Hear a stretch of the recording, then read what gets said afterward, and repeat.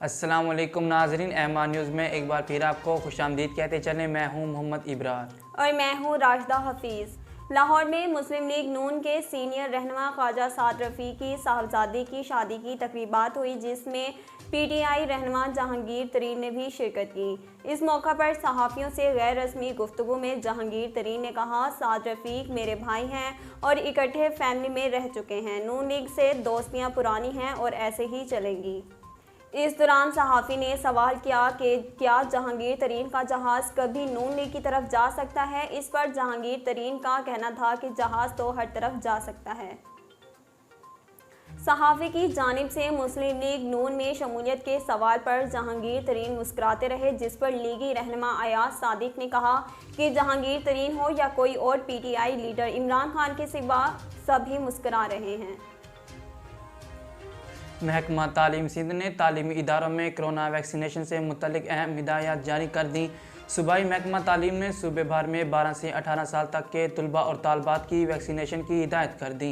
महकमा तालीम का कहना है कि 12 से 18 साल तक के तलबा और तालबात की कोरोना वैक्सीनेशन लाजमी करवाई जाए और वैक्सीनेशन न करवाने वाले स्कूलों के खिलाफ कार्रवाई की जाए। कराची से आपको आगाह करते चलें, सुप्रीम कोर्ट के फैसले के खिलाफ मदीना मस्जिद तारिक रोड की इंतजामिया के एहतजाज में आवाम की बड़ी तादाद ने शिरकत की।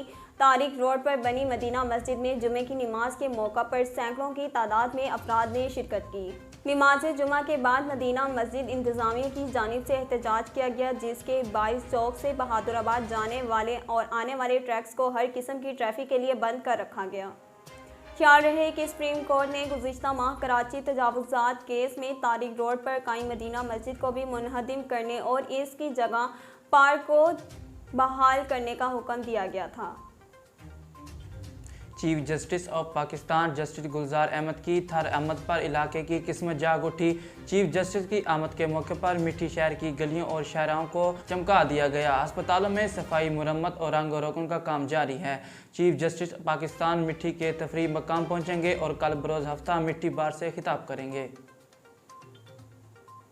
नाजरीन, अब तक के लिए इतना ही। मज़ीद खबरों और अपडेट के लिए हमारे चैनल को सब्सक्राइब कीजिए और हमारे फेसबुक पेज को फॉलो कीजिए। इसी के साथ ही अपनी मेज़बान राशिदा हफीज़ और मोहम्मद इब्रार को दीजिए इजाज़त। अल्लाह निगहबान।